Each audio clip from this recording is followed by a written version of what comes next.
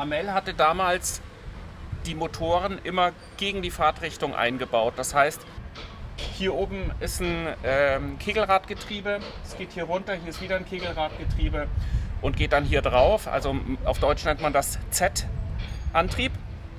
Amel nennt das C-Drive wie ein C. Und das ist ölgefüllt im Inneren.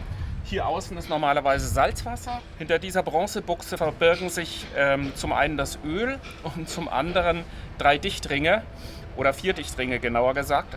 Und die will ich heute tauschen.